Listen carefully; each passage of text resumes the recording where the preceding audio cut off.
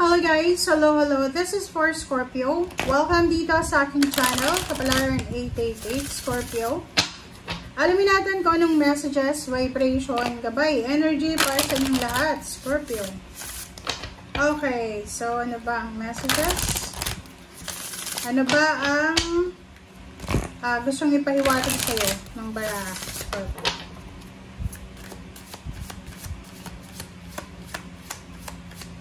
Okay, Scorpio.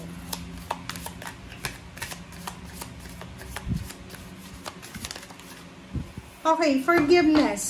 Forgiveness. Ano pa ba? Kapatawaran.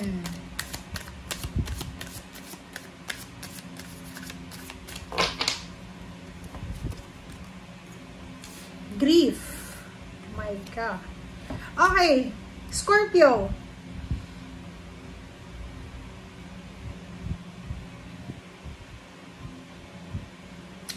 Ang nakikita natin dito muna tayo sa grief. Posibleng meron ditong Scorpio na pwedeng meron kang alagang aso. Yung parang close na close mo talaga yung asong ito. And siguro hindi mo talaga hawak yung buhay ng asong yan. So maybe sumakabilang buhay na siya. And ngayong linggong ito ay posibleng nagluluksa ka. Nagluluksa ka para sa nawala sa'yo. Okay? It's either aso mo yan, it's either entitlement, job, or pwede yung iba, lalo yung mga unexpected na nawala ng trabaho, posibleng kayo ay nagluluksa sa ngayon. So, please comment down below if you resonated. Next card natin is forgiveness. Dito sa barahang to, kung ano man, or kung sino man, or kung ano man tong nawala sa'yo, posibleng medyo magigilty ka dyan eh. Diba? Parang makakaramdam ka ng guilt na parang sisisihin mo yung sarili mo or sisisihin mo yung ibang tao. Sinasabi ng forgiveness card na yan na unang-una, kailangan mong patawarin ng sarili mo sa linggong ito if ever na nakakaranas ka ng guilt feelings. Pangalawa, patawarin mo yung tao na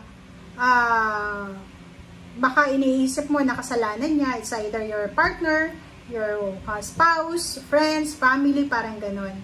Kahit hindi sila humihingi ng tawad. Pero it's up to you. Nasa iyo yun kung ano yung gagawin mo. So, but sinasabi ng baraha dito, masyado kang sensitive sa linggong ito. Sensitivity siya eh. Pwedeng malungkot ka, pwedeng nagluluksa ka, pwedeng masyadong negative eh. Homesickness ba yan? Pwedeng problema sa relationship, problema sa trabaho, kumbaga nakakaramdam ka ng hindi magandang emosyon sa linggong ito.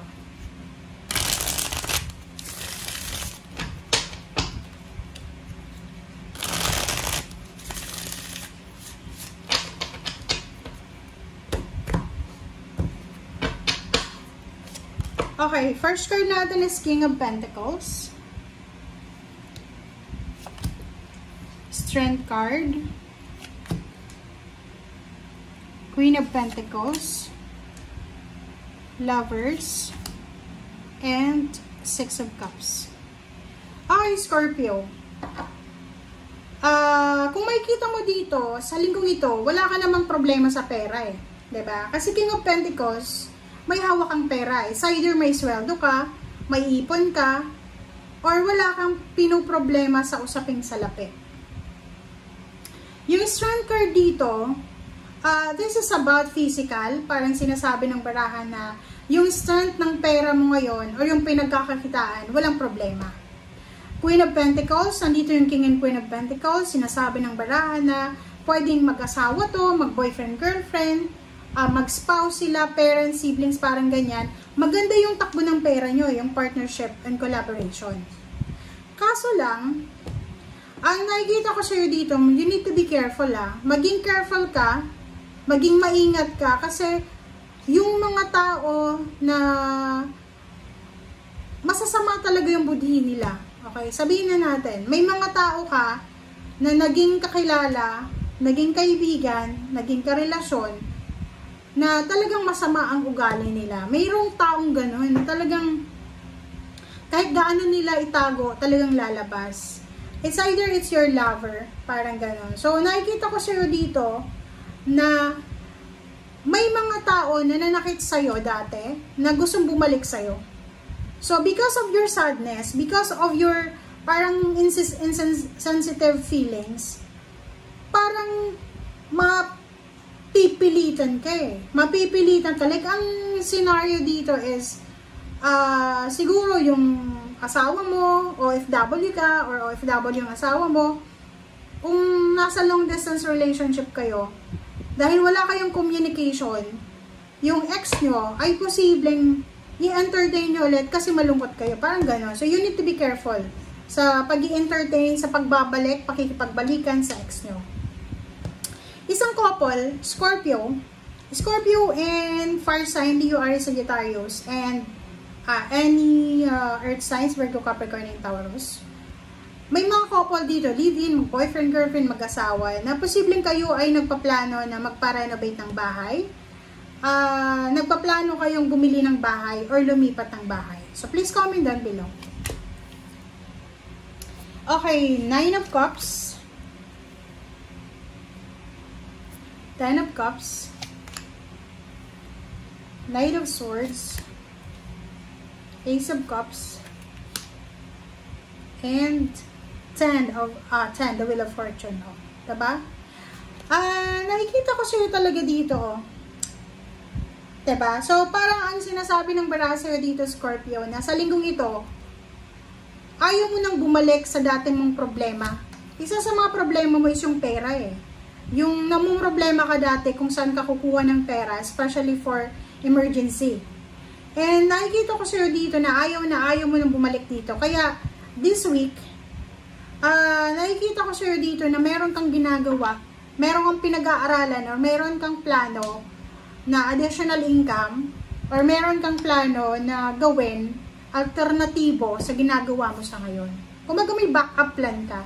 Kung ano yung ginagawa mo sa ngayon, if ever na hindi mag-workout, meron kang backup plan. Meron kang plano. Okay? Next card natin is 9 of Cups, 10 of Cups, Knight of Swords, Ace of Cups, and the Wheel of Fortune. So, eto yung mga magbabago sa buhay mo.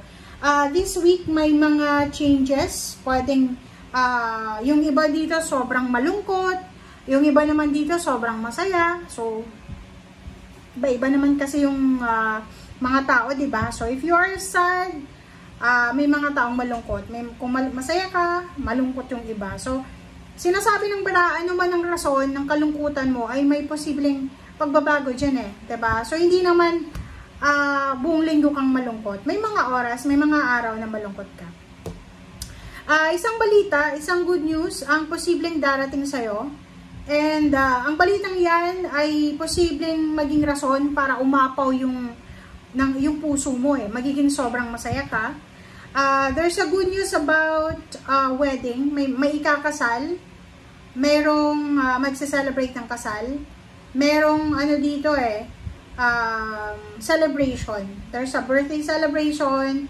There's a plan for Christmas celebration, parang ganun. Or may Scorpio ditong plano mo magpakasal sa February or sa November next year or sa December. So, kung makikita mo dito, oh, 'di ba? There's so much things to celebrate, oh.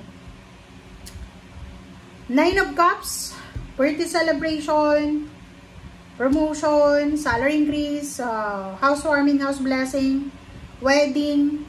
Pwedeng imbitado ka, or pwedeng merong mag-o-offer sa'yo ng kasal, kung ikaw ay single.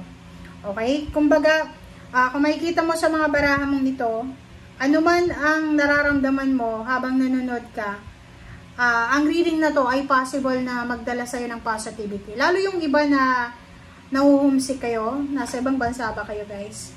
Nahuhumsik or namimiss niyo yung family nyo, so this reading will help you na medyo gumaan. And you need to be strong. Yun yung pinakasikreto, lalo dun sa mga OFW natin, or you're married sa OFW, or karelasyon, or pamilya nyo, nasa ibang bansa. Kailangan yung magpakatatag, okay? Kasi yun yung kailangan eh. Kailangan natin mag-sacrifice. Okay? And huwag kang mag-alala, kasi sinasabi ng baraha dito, may Wheel of Fortune eh. lahat naman ay magbabago, lahat ay magiging maayos. So, yun yung importante. Ang importante is may improvement. Thank you guys. Bye!